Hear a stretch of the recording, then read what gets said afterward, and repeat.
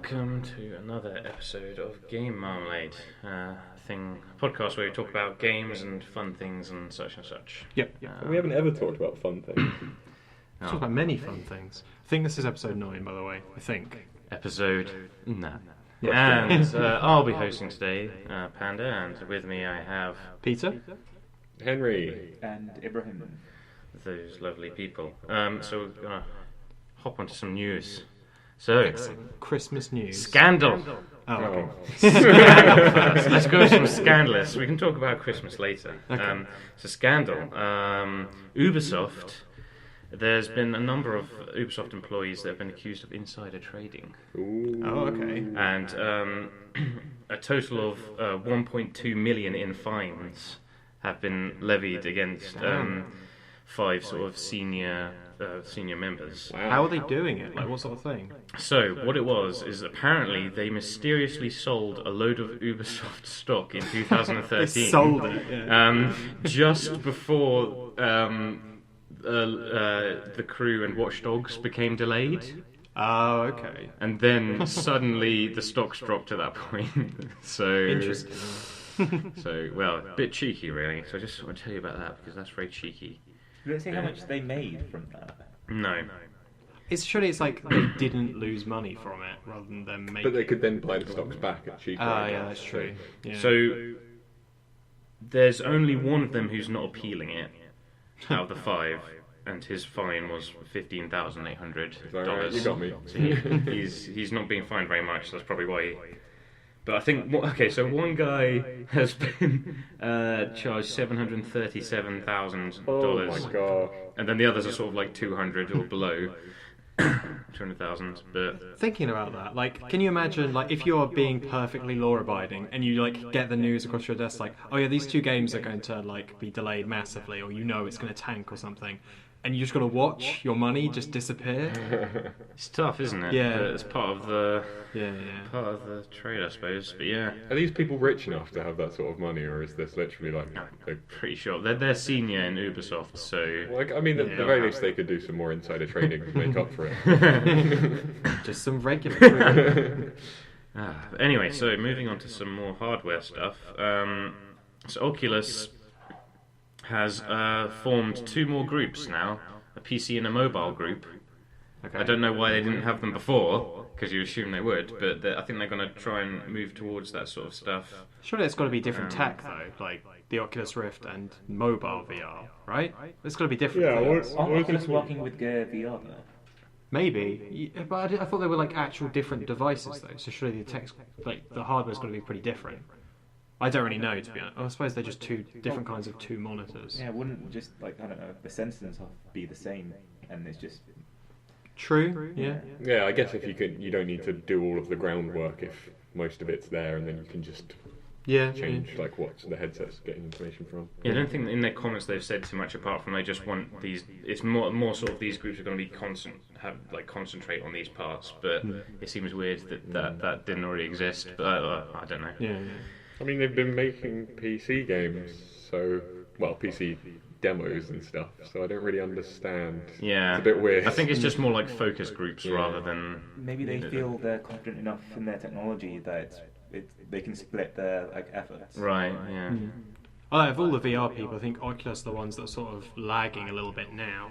Seeing as like PlayStation VR has been doing really, really well. Like it's actually sold pretty well. Apparently the Oculus controllers are pretty good though. From what Okay. I'd read about them, like as in some people thought they were better than the Vive ones, which is I was surprised by that. Yeah, the Vive ones are like constantly being redesigned. One of the new designs I've heard about, which sounds really cool, they basically really wanted to have the idea that you don't have to always hold the controller, so it's basically strapped to your hand, so you can hold it and let go of it at different times, and it detects that kind of thing. Yeah, So that if you lets want you to pick grab something up, things instead of doing the awkward motion of like pressing 2 buttons, you just pick up the controller that's in your Okay. hand. Yeah, that's Yeah. cool. It will feel like you have like Ezio's Oh, little blades, You're just grabbing them. Yeah, that's pretty cool actually. That is cool, but is that those third-party versions, or are these No, in-house? that's like because I know Valve had one said of they the wanted things- to kind of like look at modular changes to the setup. Yeah, I think that was just like one of the ideas they mentioned at one of their Dev Day things. That's one of the ideas they're looking into. Right. Okay. Yeah. Cool. Yeah. There's a lot of stuff floating around with this VR and everything as always because it's the new thing. And apparently there's another patent which Nintendo have put in, What are you doing, which Nintendo? seems to hint at a VR headset to go with the Nintendo Switch. I don't want. It's not going to be powerful enough. Yeah. Like, what is this going to? Or is it going to put the tablet in, like a phone? Yeah, reader? so apparently there is also there's been reported an existence of a touchscreen somewhere involved with the Switch. I don't know where they're going with. I thought they had already revealed it, but apparently I guess not. Apparently there's some stuff in the background. In fact, on the subject of how powerful it is, it will be. We're looking at one teraflop performance. So just to give you an idea of what else is going on. So the Xbox One is 1.3, and the PS4 was 1.8. Yeah. And then the new ones they're bringing out, so the PS4 Pro is 4.2, Okay. and the Project Scorpio is 6 apparently. But those numbers still don't mean much. So to it's me, just like because it just seems it's- to be the news less that people are saying. powerful. Yeah, it's just a number of. My favourite thing when I that- saw that news was like, if you go onto the comments, I can't remember which gaming website it was, but I just went on the comments for it, and basically every single comment was, yeah, no shit, it's a portable thing. Exactly. Like, I mean, so they're saying, oh no, it's going to be less powerful than sort of the PS4 and Xbox One, and that's meant to be the previous, Yeah. kind of like the previous, well, pseudo-previous generation. They've just brought out upgrades, essentially. And people were thinking that the Switch would be competing more with the new ones rather than the old ones. But Yeah. even then, It's a portable tablet, basically. I don't think it needs it. And like, I think the problem is the power like coming out in some of these machines now is not even necessary. So as long as it does its job, it doesn't matter really. Yeah, plus the cost of having a device that's that powerful and also is portable as well would just be ridiculous. And I would rather they keep I really less hope- than £500. I really hope it's cheap enough and has decent battery life. Yeah. Yeah, but it's battery life not is- going to be able to directly compete with like Xbox and PS4 on like the same in the same area. So really much they have to kind of be their own like bit of the market, and they they've been- can't price themselves out of that. Yeah, they've been doing well with that so far. I mean, the Wii U didn't do so Yeah. well. The Wii did really well, and they went for something else. They're just got to keep on trying, going for. The other Wii U could have been different- good. They just handled it badly, like really badly. Yeah. The Switch feels a lot like what the Wii U should have been, really. Right. Yeah. The biggest thing about it is it doesn't have a dumb name, so I'm hopeful. Wii U is the worst name for a console. Everyone hated Wii as a name though, and that did well. So Well, no, it's more the fact that it was confusing for people Yeah, who yeah, don't know I agree. about games, like Oh, I see, whether or right. not it's like. It seems like just Yeah, a yeah. similar thing to the. well, it previous sounds like one. an expansion as well. Yeah. Yeah. Also, just briefly on the note, I hope someone has already made this joke that they could say that the Xbox One doesn't need more teraflops because it was a big enough flop as it is. Oh. Oh. I think that's too soon. So the biggest hot take We'll of see. 2016. We'll see how well Project Scorpio does, because clearly that's more. Previously, that the PS4 was more powerful than the Xbox One, but now Project Scorpio is a lot more powerful than the PS4 I really wish Pro, they'd, which like- matters obviously. That people would just keep making cheesy puns like, oh, you can't wait, it's going to have a sting in its tail, just on Twitter, like, just be the worst marketing possible. Yeah. I don't know about this new like half generation of consoles. I don't own a PS4 or anything, but like you own a PS4, Ibs. Would more power appeal to you in any way for like a console like that? Not really. Like I all the games I really play are on my PC, but even so, I can't really imagine any of the games being super taxing on the PS4. And if they were, I just probably wouldn't buy them. I mean, Yeah. they're not going to justifiably release games that only for the PS4 They've said that Pro. they won't. They said they definitely So they're all won't. going to come out on PS4. So why do you want to get the new one? Have Microsoft said that? Because that's the only should thing run I'd be on both, I concerned think. about. Because what's the point in making it that much more powerful if you're going to have to make your game run on the older system as well? Because there were loads of games that ran on both 360 and Xbox One and were really limited by the fact that they had to make them for the old console as well. Yeah. Like GTA 5 was missing Yeah. a lot of stuff. I know there are some like online games where they kind of have it such that the performance is equal across both, because they don't want people with the more expensive console to have an advantage. Yeah. But like, yes, Xbox One especially. If you're trying to make developers make games for your console, don't make them split the market even more. Like, you just have even fewer people buying the games if it can only be for the really expensive They're version. just of it. hoping they can really sell it, Yeah. properly sell it. I don't know. There's nothing on the Xbox One that appeals to me at all. The PS4 has some things, but in fact, recently something which seems like they've tried to get back more interest is the fact, I don't know if you've heard of, they have released a huge amount of backwards compatibility for previous Xbox games, like over 300 games, and they're actually pretty like reasonable ones. You know, you've got the Assassin's Creed stuff and like BioShock games. Some I don't even know the name, don't even recognise the names of, but they're clearly trying to get things out there that will hopefully bring people back. Yeah, because I think I know the reason for them doing the half gen. I think it's for them to snipe people from the other group. So, like, people that already have a PS4, when they see the Xbox new ones, like, being announced, they'll be like, that's tempting, and then they might buy both. that's a good point. As long as it's a good way to access the market you haven't got the games for. But, Yeah. But then almost, I feel like in that case, if you were in that situation, the original console is going to go down in price when the new ones come out, surely. So why wouldn't you just wait for that and then buy the cheaper one and play all the games you missed? I guess if you're like a kid who really, really wants the best console, you could probably convince your parents to say, "Well, I've got to get the best one." Rich all kids my friends can have it. go stuff themselves. yeah.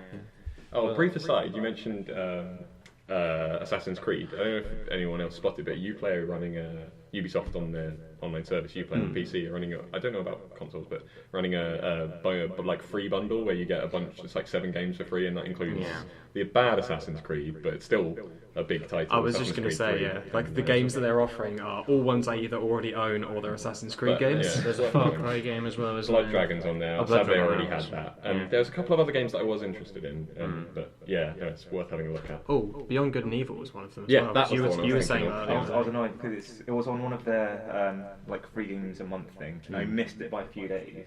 And then I tried to find it on the Ubisoft store, and it just wasn't there at all. Now you can get it again. I wanted to give them money, but it wasn't there. It's a shame. So unfortunately for Xbox, more people. There's something which seems even more in support of PlayStation right now, which is Steam now fully supports the PS4's DualShock 4 controller. Okay. They've programmed it in to act like a Steam controller now. You can do all the button customization, can't you? Yeah, the whole thing. Oh, that's so useful. Really useful.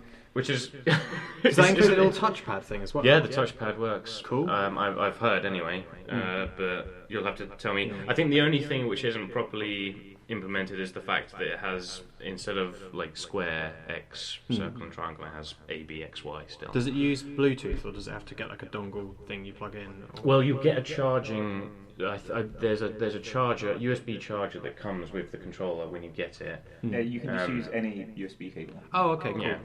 That should plug it in. So of course, previously, because Microsoft, the software on PCs means that you can plug in an Xbox controller and it should automatically work. Now you can use PS4. Yeah, you could use a wired controller, but you couldn't plug in a wireless controller because it didn't transmit any data. It was just charging, so you had to buy a dongle. Whereas with like PS4 and PS3, even though it was wireless, you can still just use it over the cable. Right. That's cool. Yeah. But then you always had to download like fairly dodgy Yeah. software. But Steam's sorted out now. It's actually really nice to see that, because their whole like full button remapping is really nice, and it would be great to see that in more things like on consoles and stuff. So to have it with a proper controller that more people are going to have than the Steam controller is good. Okay, moving away from hardware, we'll talk about actual games now, and things related.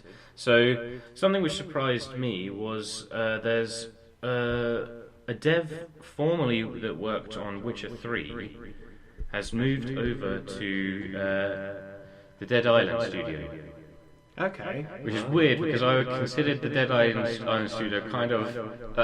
I've never really seen What are they a called huge again? amount It's of like Felicia. Riptide? Or no, that was a different people. They made the bad one. Was there a good one? Yeah, people liked the first one. I played it, I didn't like it. Techland is their name, apparently. Okay.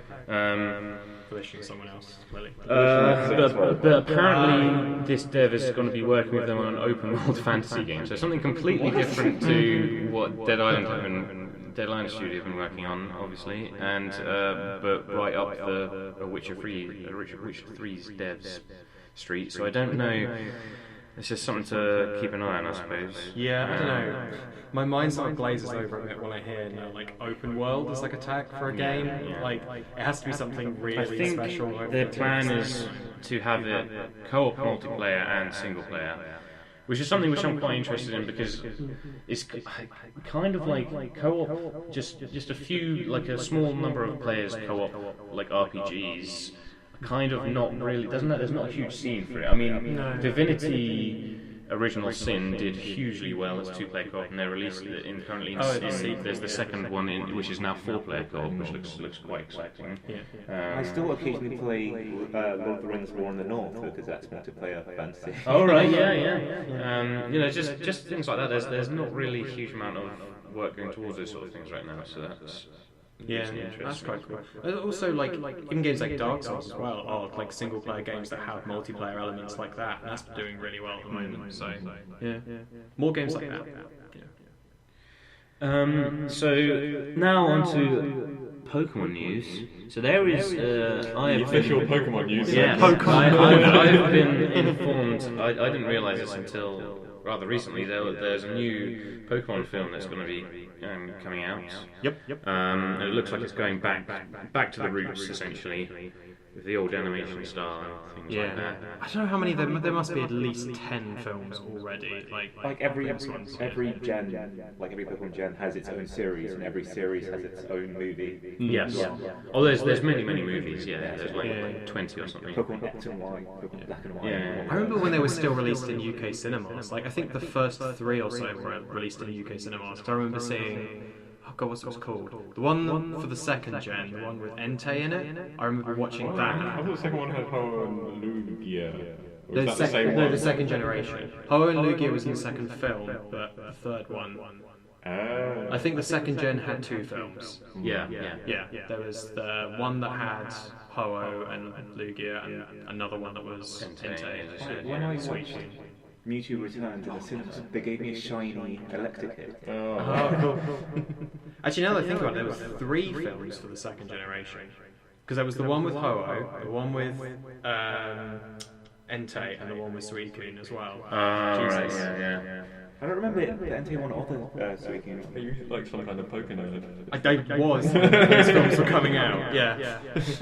I just remember loads of people arguing about how to pronounce the water one's name. Suicune, because everyone's like, no, it's Suicune. No, it's this. I used to call it Suicune when I was younger. I called it Suicune up until like 5 minutes ago. It's just because I remember them saying it that way in the TV show, so like, yeah. I don't know. But yeah, so I mean, it's always that sort. It could be good in the sense that you might have. There's going to be a lot of people who, from nostalgia, go, "Oh, I want to watch this film," but yeah, we'll have to see. Apparently, bringing in a lot of new people with at least in Japan, like people who weren't watching the show because they recently sort of rebooted it. Like all the previous seasons of it have just been continuing on, whereas this one they completely changed the art style. The art style looks really different. Yeah, and like because it's set in the new games, they tried to get as far away from as possible from the original stuff. So it's just Ash as the new main character. Put adverts for the movie in Pokemon Go. Yes. Good way of marketing it to people. They made some changes to Pokemon Go, in the fact that the nearby Pokemon tracker has a picture near where it is. That's quite cool. A picture of the place? Yeah. Oh, wow. That's pretty cool. That's actually useful. Like, if you know a place, then you can use it. Yeah, that update is really helpful. Yeah, it'll tell you, it'll show you, and it will show you on the Google Maps as well. If you can like track it and go there and find it. So it stops that annoying thing of you seeing like a shape a bit and then going, oh, I want to find it, and then just randomly wandering around for like however trying to find it. I just want it to be like, there's one near you. It's in Shady Corridor. It's like a picture of a dark corridor. Like, maybe not. The small image just has a picture of a man with a knife. Oh god, these are laptops. There was like a solid week of Charlotte getting really annoyed because every time we'd go anywhere, because you know that park where the tennis courts and everything. Yes. There was a Clefairy that would appear there, but every time we walked through, it wouldn't be there. And as soon as we got home or whatever, it would appear there. Just be like, damn you, Clefairy. Just spend an entire day sitting in a tennis court waiting for a Clefairy. They've also released more Pokemon like the other day. Yes, I was going to get onto that, but yes, so let's talk about that now. That's fine. So yes, they've released sort of like Pichu and some other things, and then there's a Pikachu with a Christmas hat is a separate one that also evolves into a Raichu with a Christmas hat. The hats remain, so these are unique Pokemon, limited edition. So who knows? That's a good way of doing it, actually. Like little costumes and stuff like that, limited edition stuff. Because I always thought, like, if you make it so you could only catch a certain Pokemon at a certain time for like an event for Christmas, people get very annoyed very quickly, I imagine. But, It also gives a bit like you're not just filling your phone with like identical Pikachus and things like that. You can get some unique ones. Yeah, but you feed all the Pikachus for candy. Grind them into the candy. So, also, a final bit about Pokemon, and it's Pokemon Go again. So Google always releases sort of the top search terms at the end of the year. Yep. And they have done. Pokemon Go is number 1. Really? Yeah, I'm surprised. It was really wide appeal. Yeah. And although it has died down, it is still going pretty strong. People just play it every now and then. It still continues to be like one of the most profitable things on the App Store. Yeah. And I didn't even realise there were microtransactions in it for like the longer until I stopped playing the game because I just never came across them. Just for curiosity, the remaining top of the top 5 is iPhone 7, Donald Trump, Prince, and Powerball. Powerball! Isn't that a lottery thing? Yeah. Let's see. Wait, did Prince die this year? I thought he died the year before. Everyone Okay. knows. This was the year. In the Prince line. Yeah. Right. So, next, I'm It had to be to do with your surname. That was just meant to be a threatening statement. No, I just gain all his powers now. So, Dota released a huge patch recently that did a whole number of things. So, a new character, there's now talents, there's... When are people going crazy over it even before they announced anything just because it was a round number? Because it was like all the other round number patches have been really they big. had hinted at the fact that it was going to be different for a little bit, but I think the other thing people were liking was Monkey King. Yeah. Because he'd been shown previously already. Does he have a bar? Is that where the Monkey King bar comes Yes, from? yeah. So it is the stereotypical because the Monkey King they have is the one from sort of Chinese law and everything. It is that one of the extending a staff that creates the illusions of himself. But he's really interesting actually. So if I tell you a little bit about him himself, so he's quite interesting. He has an ability which when he hits the same person multiple times, he then gets lifesteal and does more damage. But the main funny thing about I won't talk too much. He has an AOE where he summons loads of clones and decide that they hit. But the main funny thing about him is he has an extra. So most people have 4 abilities, and sometimes one of those abilities allows another one. Yeah. So he actually has 6. Okay. So it's because he has one ability which allows him to hop on top of trees. Is he invisible? Unless you have flying vision. Okay. And then he has an ability tied with that, which is when he's in a tree, he can charge up a thing and land and hit people. And his other thing is a random ability. I don't know why they've added it. It's not very helpful, but it's funny. Which is you turn into an object, a scenery object, and you can move around but more slowly. Oh, I can't wait for But the it's Like what kind of objects? It is like prop hunt because so for example if you're next to a tree you turn to a tree. I saw somebody when he was in lane he used it, he turned into an iron branch like an iron that's dropping on the ground. If you stand near a rune spot you turn into a rune. So like they can wander up to pick the rune and just appear and like get them. It's fantastic. Also I've heard really good things. He has a fantastic number of voice lines. He has voice lines for pretty much everybody, and they're all most of them are quite funny. He's just a really well done character. Really cool. It's very cool. Do you know, does he get detected by invisibility detection when he's a prop? No, but if you right click on him, you can hit him. I just wanted to imagining a tree sneaking past towers into your base. And also when you move, you just kind of like slide on Yeah, the ground. something going on here through the tree. But yeah, so the other changes They've redone the HUD, which I don't feel it really adds anything, and if anything, it's annoying for anybody who's used to the old one because you have to learn it again.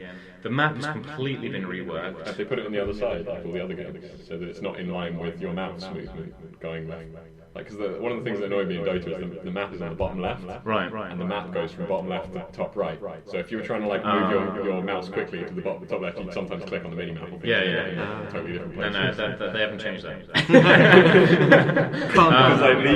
I think the main thing is it kind of in general takes up less of the screen now. It's kind of like a bit more compact, and the information there's more important information which is obvious, like your move speed and like that's attack damage, like, kind I of really like feel like your they health should bar do and mana it. bar, and your armor and stuff. So it's quite easy to just quickly go. Because I always felt like the stats have like a really big area on the screen, and I never understood at all what they were for. Like I couldn't look at If them you and go wanted to know like, anything, oh, you'd have to mouse You have to over. hold it, you have to hold it. so that space is wasted anyway. Yeah, it's not very helpful. So yeah, they reworked the map. Roche is in a completely different spot now, which is he's actually in the river, like the river goes around his pit now. Okay. Whoa. There's now Relative to like runes, where is he? Because he was right next to a rune. So this is the thing. He is now above the top room. Oh, Oh, right, okay. And Big change. he's in the middle of the river, and it's sort of, as I said, the river goes around him. There's now 6 rune spots. Right. Okay. So there's on both sides of the map. There's 2 spots where bounty runes appear every 2 minutes. Right. So that's constant bounty runes for everybody. But they've gone back to the whole thing that randomly one side in the river spawns a normal type of rune. Oh, Which is okay. kind of annoying, but of course you can pick up the bounty runes because for bottle users, Yeah. if you go to a rune and you happen to be unlucky and it's not spawned at the other place, you're like, well, I can't do that. But you can use bounty runes, but they only refill your bottle to 2 charges. Okay. So they've done a load of things. It's just some interesting new mechanics. Yeah. One of the things that I like most about it is they've added a new pre-game phase. Okay, so one of the things that I immediately noticed about the pre-game, or I think maybe a case, I don't know if it's for certain, is the fact that it loads faster because it's a sort of goes over a longer period, so you have more sort of more time. Well, I'm not sure, but it seems to load faster. Okay. Yeah. In any case, and then the best thing about it is that you can actually buy items in there with your remaining time.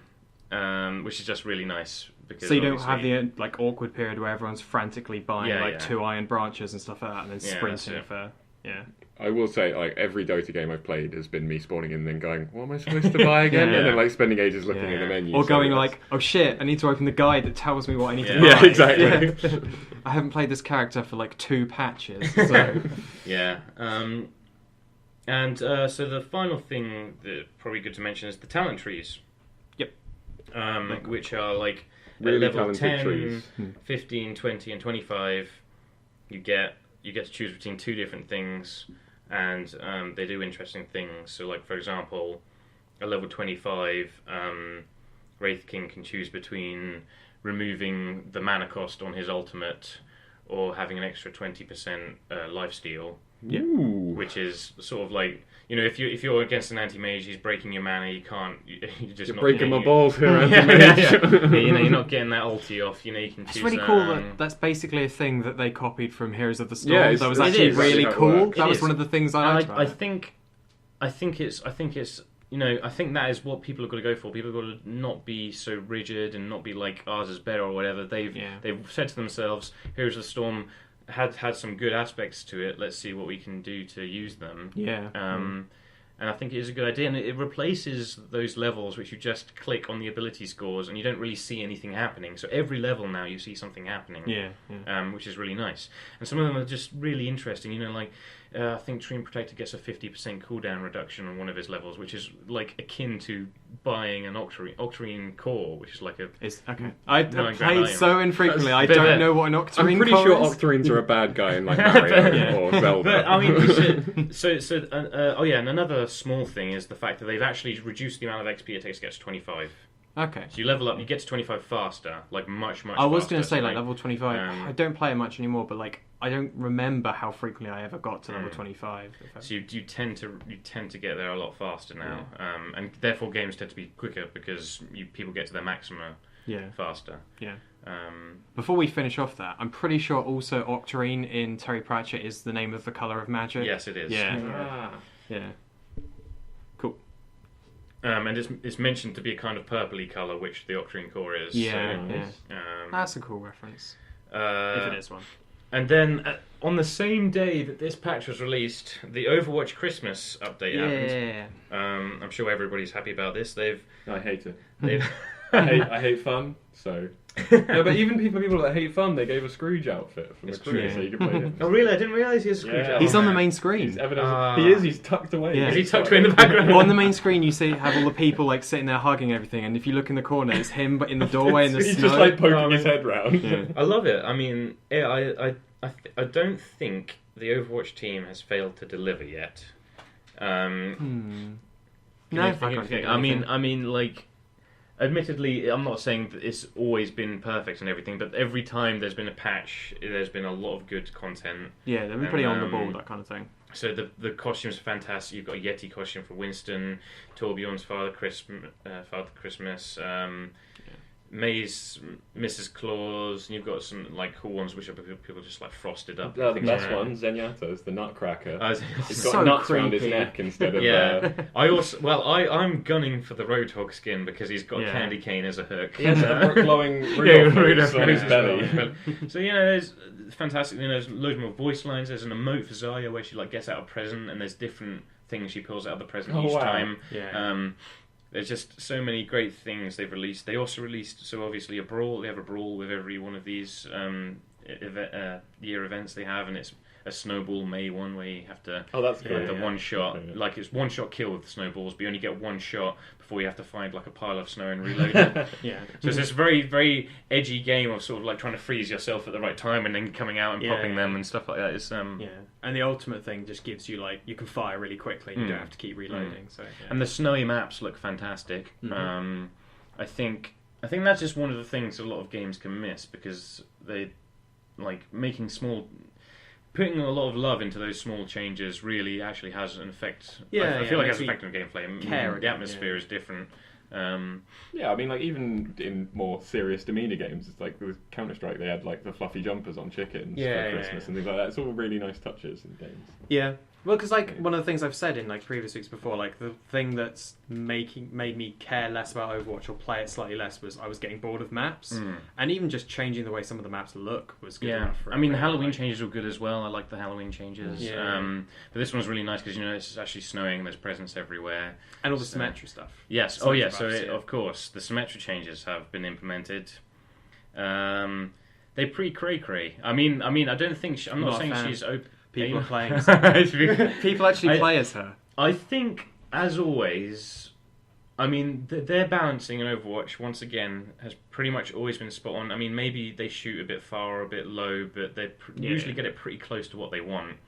And I think they've really done a really good job of her because she does feel a lot more... She's one of those characters, like, she's not a heavy character, but then when you're in a close proximity to her, she is a scary character. Like, you really have to pay attention to her. But she's a lot more applicable to situations. It feels like it now because that shield is good. The shield is good. It's really good. Yeah, it's really good. I mean, obviously you can just sort of try and walk around it or whatever, but it provides enough time to get stuff, like a few things done or whatever. And her shield generator is pretty mental. That needs to change, I think. I feel like it needs a bit of a change. I mean, 75 health on 6 people, you're looking at quite a sizable amount of And not just that, it completely nullifies like certain characters, like I guess Hanzo, who can particularly pick off a certain character by headshotting them with an arrow or whatever. But then you give them just a bit extra health, and you suddenly cannot do that anymore. And you're just like, well, I mean, it was like the Zenyatta thing. Like one of the biggest changes that happened to Zenyatta that made him playable was the fact that they reduced Widowmaker's damage, so she couldn't one-shot him every time. Yeah. So with a body shot, I think it was. Like, it was a fully charged body shot. You could kill him. Yeah.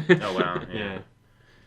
Good. They're good changes. Maybe the shield generator's got to change a bit because so the main things about it is, of course, the range is huge. Yep. I think it encompasses pretty much the entire map. Yeah. And I don't think it's the entire. It's pretty big. I've heard somebody saying they put it back on. I think on Volskaya they put it back on the second point, and it was reaching the first point. Damn. Okay. Wow. Yeah. Okay, I didn't realise. I thought it was just like they may have been exaggerating, but this is what I've heard. I reckon the change that will come to it is it will have a timer on it, so like it will only exist for a certain amount of time, and then it will destroy itself automatically. Because then it would be more like the teleporting situation. Yeah. Some sort of limitation.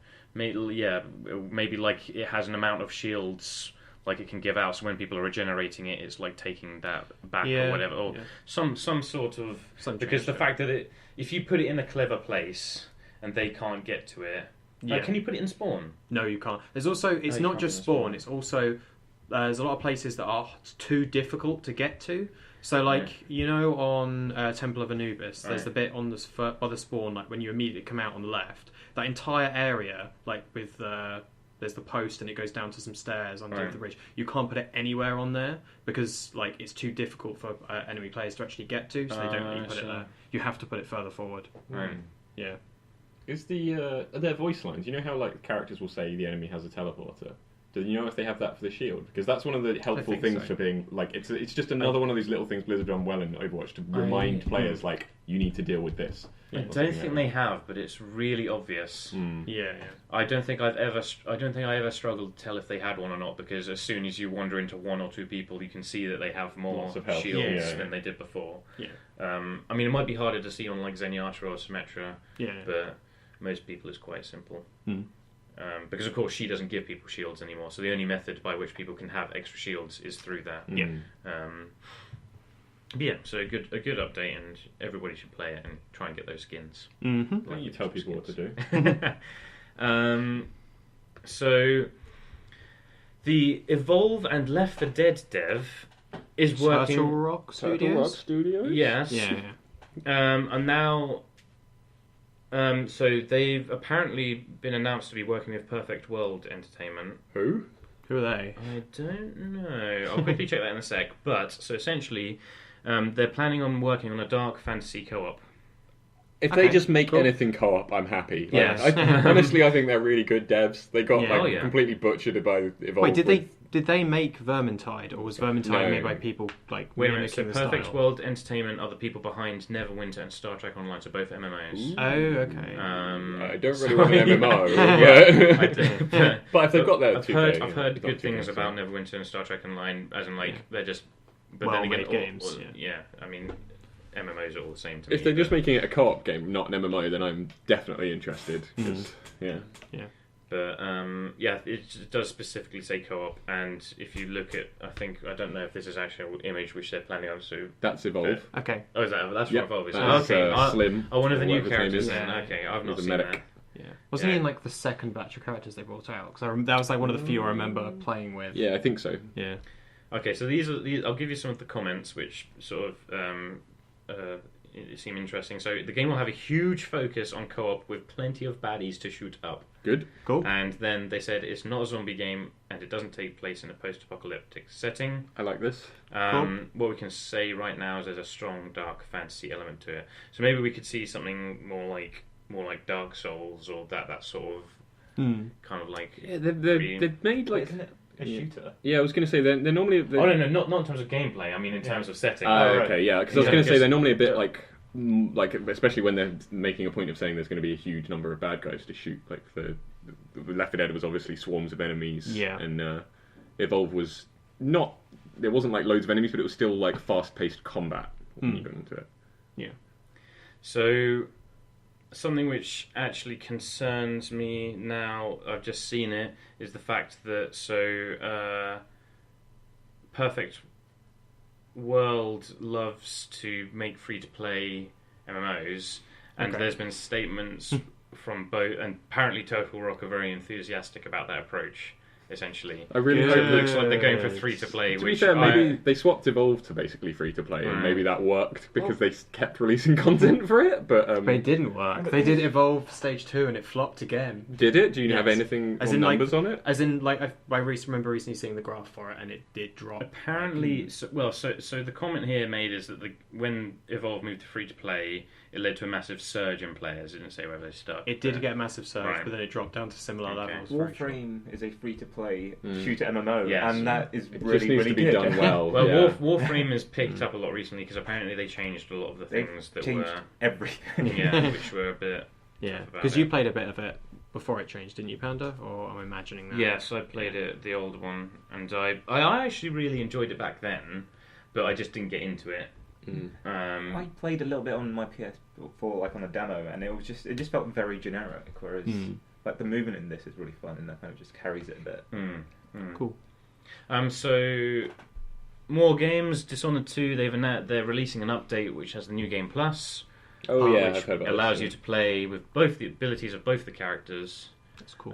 Which of course, having to choose between them and not being able to mix it means you can mix and match even more crazy things. Yeah. I do like that they're basically just like, we have a really good mechanics-based game, just have fun with it. Yeah. Yeah. I'm hoping that there's loads of ridiculous things you can do with both the powers that speedrunners are going to find. Because that's, watching speedrunners. They've already had things to do with like the weird way you can use Emily. Is it Emily? Yeah, I'm Emily getting the name, Coulter. sorry, yeah, her whip grapple thing. Yeah. Because I listened to someone talk about this, how they discovered a technique where they could skip sections of the level because if they did things at a certain angle, they could like hop over fences you weren't supposed to. So I'm really excited for speedruns of that game. Yeah. Pretty cool. So the final thing I'll talk about is the fact that Fallout and Minecraft are coming together with a mashup pack. Okay. What? They're releasing a load of. So if you I'll just show you a quick image of like. So that's like. Oh, it's like a texture pack. Well, for no. Minecraft. There's also more stuff like there's now irradiated areas. What? So apparently there's irradiated environments to explore. Two-headed cows, massive scary-looking spiders. There's ghouls in it. Other mutants. I love Is that this in two-headed cows get the their own Xbox bullet There's, version or there's all of them? familiar Fallout locations such as the Capitol Building and Tenpenny Tower, apparently. Okay, so that's got to be on like the Xbox version or like a specific console version. The so PC it's ones a is- $6 Minecraft add-on. Yeah, console. Yeah. That's it cool. comes though. out for Xbox One, PS4, Xbox 360, PlayStation 3, Wii U, and PS Vita. And looking at that, it also has some of the Fallout songs in it as well. That's yeah. cool. I mean, and so Yeah. I mean, apparently this has already happened. I didn't even realise with Halo, Mass Effect, and Simpsons. Oh. Didn't know that. But it just shows you. I mean, It's in that- literally Minecraft is virtual Lego. Like it's just Yeah. completely. I mean, I like mean- people are already saying it, but they're even doing. This is something which should be a really big thing in Minecraft. I mean, it's so easy Yeah. to just implement. You know, why not? And there are Lego Minecrafts, like physical Lego you can Yeah, buy. Which Minecraft. You're taking it to too many levels. Though. Full circle. Right. Shall we talk about what we've been playing? Sure. Do you want to go first? Okay. No. Okay. I mean, I'm going to gloss over like Overwatch because it's there every single Yes, time. yeah. And yeah, I'm But the update just came out. Yes, someone I else. don't know if can you've talk. heard. I played. I heard about it on my favourite gaming podcast. Listen now. This at one. What's on it? Yeah, I've been playing quite a bit of Life is Strange. I've played through episodes 2, 3, and 4. I'm not just finishing 4 at the moment, but yeah, I've been really So enjoying 2, it. 3, and 4. Okay, ratings good, bad, good. I don't. They've kind of blurred into Single one. word to be honest. ratings. Come on. No, they've all blurred into one because I've been watching or playing them in quick succession. All I know is 4 was really depressing. It's so depressing right now. Like a lot of the stuff you have to do, and I don't want to spoil any of it, but like yeah, it's all been good. I also this morning, for the first time in probably I don't know how many years, a lot of years, I was playing a mobile game. So I was curious about the new Mario mobile game All right. because it came out today, I think. But it's one of those endless runner type games. You only get 3 levels I by heard about default. this. Mario Yeah. Run. Yeah. Yeah. People weren't particularly happy about it initially because it costs £8 to get all of the levels for it, and people were like mad about the fact you have to pay for levels on it, which because usually you'd buy it with in-game currency or something like that. Which is kind of dumb. But then, like, one of the things I can kind of understand the complaints, it has to be online at all times for an endless runner It's game. so stupid. Well, Yeah. It's not even really an endless runner. I mean, it's levels. Yeah, it's just levels, yeah. I played the 3 levels you get for free. They're okay, but the thing, I didn't have a massive amount of fun with it, but I have a feeling the main reason for that is because I'm kind of sick of 2D Mario games in general. Like, Right. I really enjoy 3D ones, but I don't really care I about hope you're 2D looking forward ones. to Nintendo Switch. New Super Mario Bros. New release you Switch. Yeah, no, they've shown the 3D one for that. I'm really excited for that. But no, I haven't cared about 2D Mario games for quite a long time. But yeah, I mean, it's cool that Nintendo are bringing like their games over into mobile stuff, considering like iPad games are thrashing them right now, like in terms of sales. So yeah, cool. Not bad. Oh, Do you want me to you want talk? to talk? Yeah. Sure. I've been playing the For Honor technical test, which is under NDA, but fortunately, a load of like journalist people went and played the new version at an event recently and have spoken about it, so I can only cover the stuff they saw as well. Okay. But basically, they added, like, I think I talked about this on a previous episode, but Yeah. back then there were only 2 characters for each faction, and I thought that was what the game was launching with, and now they've added 2 more for each faction. And they're all really, like, they've had loads of effort into them, and it's, like, really impressive. Like, there's a massive one on the Japanese faction. There's a So guy this is called... the sword fighting Yeah, game, sorry, right? I should clarify. It's like, I say sword fighting, but all of the new people don't have swords. Okay. So, yeah, it's like a medieval-esque combat game that's got quite an in-depth, like, mix of, like, a... like, 3D brawler / actual fighting game, so like you have to learn combos and things like that. Okay. But yeah, they added a bunch of new heroes, and like the samurai one, get a guy who's called Oni, which is like to do a demon in Japanese, and he has an Oni mask, which is like a face mask with like fangs coming out, tusks, I guess.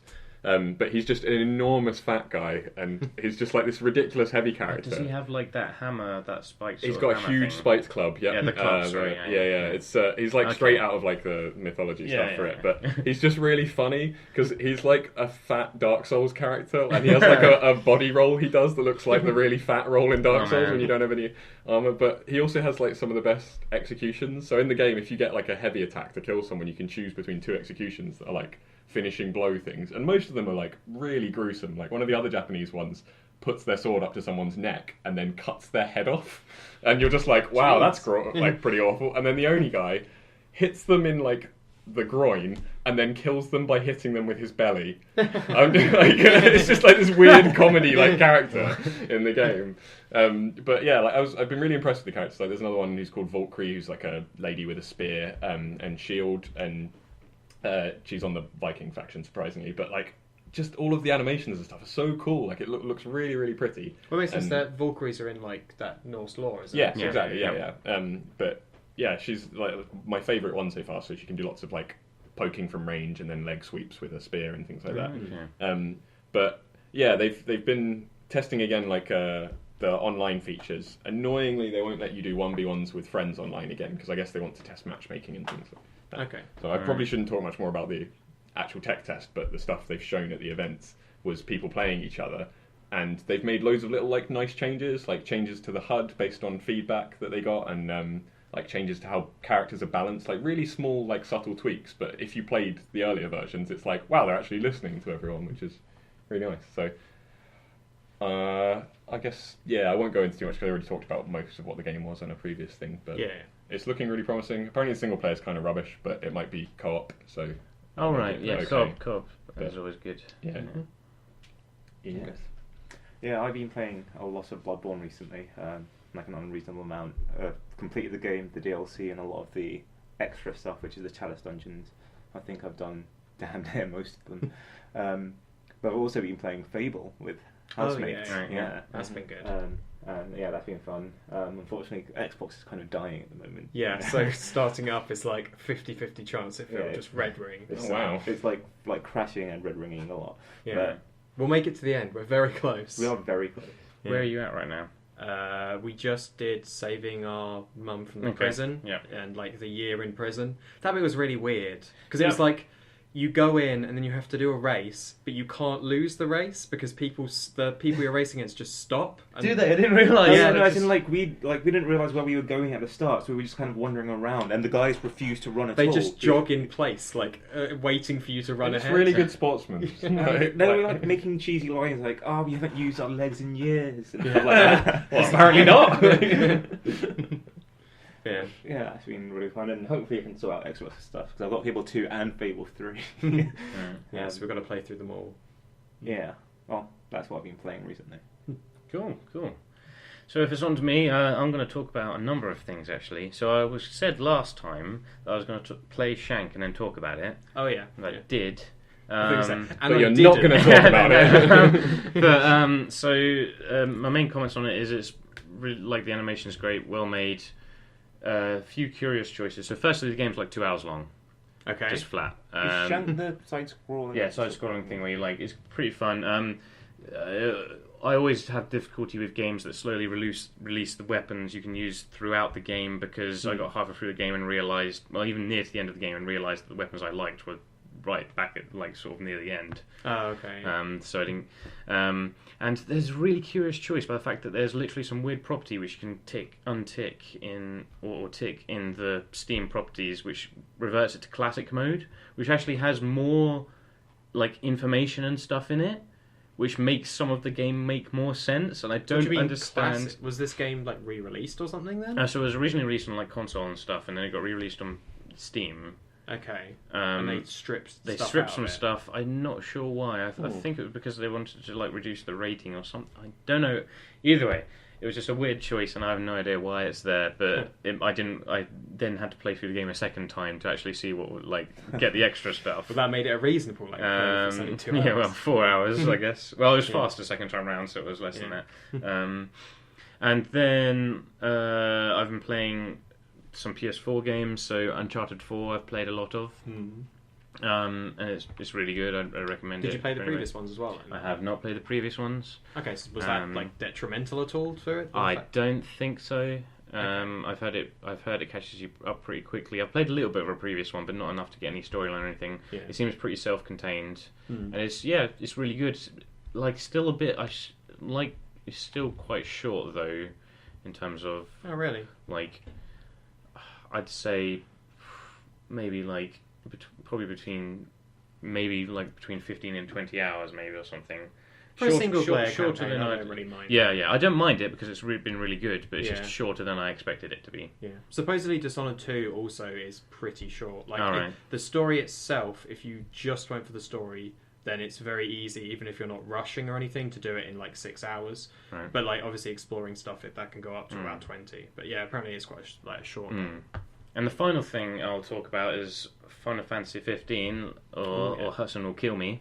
Oh yes. So I haven't managed to play very much of Final Fantasy 15 at all. So, but I played there's a demo. There's like a prequel demo and stuff, which you unlock an extra like. Summon, I think. Called One of the main things I've heard, if you haven't played a lot of it yet, is in order to understand what anything is going on in the plot, you have to watch the prequel anime and the prequel anime film. Otherwise, the story doesn't make sense. So I think the anime is just from what I've heard. I know somebody who's because the anime is called like Kingsglaive, I think, and. Yeah. I know multiple people who have talked to a bit about this, and so I think the anime is just character building, whereas Kingsglaive is like the events leading up to the game. And also explains a lot of stuff that apparently towards the second half of the game, a lot of the really important stuff happens off screen and you're just sort of told about it. Oh, really? So you don't have any context for it. Oh, I see. You'll just say like, this character just went and did this, and you're like, well, who's that character and why were they doing that? Yeah. I didn't even realise. I knew there was the film before, but I didn't even realise about the anime. Yeah. But yeah, so there's just a lot of stuff, and like I've heard that the storyline itself is 25 hours long for. Around sort of 20-25 hours long for Final Fantasy 15. Apparently it's really, really good. And then I've heard that is dwarfed by all the side stuff, as in like the main content of the game is side stuff, and it's like bound like completely huge amounts of content. Standard JRPG. And apparently it's just really good and really fun. You know, it's just like apparently the main comment I've heard from multiple people, even the exact words, it's like a bro trip. It's just like a bunch of guys just driving around, just doing stuff. Like I've seen the very, very beginning. Isn't it like the opening shot of it of like the four of them pushing their broken down car, where it plays like Florence and the Machine cover of Stand By Me? Yeah. The cover's really good, but it's just really weird. But I heard it's just really good atmosphere. So yeah, definitely worth checking out for anybody who's at all interested. Which is the best boy? I can't remember. I've been told different names, but I don't know. Noctis is the main one. Noctis is the main guy. He's like the emo hair one. Yeah. Ignis is the guy who has glasses, who's British. I don't know what the name of the one who takes selfies is. He's like flame character or whatever, I guess. I don't know. And then there's the big brawler man. Just call him Flamio. He's got spiky hair, he's short, he's like spunky, and he's when I selfies. when I get further into the game, I'll tell you. But The best thing I've seen is that he'll ask you to go take pictures with things, like dangerous animals or whatever. Like you have to go and lure them behind you and then pose for a photo, and he'll take it. But then at the end of the section, you get to see all of the photos he's taken during it, which sounds quite cool. And his character like actually does take the photos, and he gets out a camera at times during the game and will take a picture of you doing stuff. I also heard apparently he levels up the ability to take photos. So at the beginning of the game, he's shit, and all the photos are awful. So like by the end of the game, he's actually a good photographer. Oh man, I mean, like it's just that is the exact sort of thing that makes this one sound so good, and a lot of the reason why so many articles and things have been saying this is the one that has been worth waiting for and things, because the visuals are stunning, which is like crazy stunning. The scales are nice and big, you know, the huge world and everything. The combat is completely new, and you know, it's like we've lots How of do you feel about and the stuff. combat? Because you played a lot of the previous ones. I've never been one of those people to bar entry to new combat. I think the issue is that Final Fantasy has always changed its combat. Yeah. From game to game. I have to say, this would be like the first one that I'm actually interested in playing the combat in. Because I don't I don't know if it's alienated old players, but like I have no interest in the old. I think the first jump to this sort of new combat was Final Fantasy 12, where they had no longer were smashing battles. The enemies on the world map. Yeah. It was still turn based kind of, but you're like kind of moving around and waiting for your. Wait until you could attack the stuff. active time battle system. Yeah. And so many people hated it, and it's just a real shame because I've heard from anybody who's played the game fully that it was a good Final Fantasy game. It's interesting because maybe. Oh, sorry. I was just saying people don't like change. Yeah, I don't like you talking, Pete. It probably reveals a bit what Final Fantasy VII, the remake's going to be like, I imagine, because it did look pretty similar to that. I think. Yes, but I think in Final Fantasy VII they're going closer to, if you've seen Crisis Core. No. Right, okay. So Crisis Core was a PSP sort of prequel to... And it is fantastic. I mean, I think one of the biggest shames in the Final Fantasy series is they didn't release that. They only released that on PSP. No one played it. It is probably one of my... It was a really good Final Fantasy game essentially, and it explains so much of the backstory, sort of like behind. It's about the character Zack, who's like sort of a character who doesn't actually appear. He only appears in flashbacks in Final Fantasy VII, and he's kind of like a surprisingly important character, given that he doesn't actually appear in the game really, and it's just sort of his background and everything. Yeah, it's definitely a game worth checking out. I've heard from everyone. So. You're planning on getting it at some point, right, Ibs? Yeah, I'm going to get it after Christmas. Right, so after Christmas we'll come back and find out who is the best boy. Who has the best hair? Anyway, thank you for listening. Thank you for listening to the Echo Cast. Have a Merry Christmas. Yeah. Oh, wow. Wow. I mean, wow. Wait. Huh? Wait. Huh? Wait. Huh? Wait. Huh? Wait. Huh? Wait. Huh? Wait. Huh? Wait.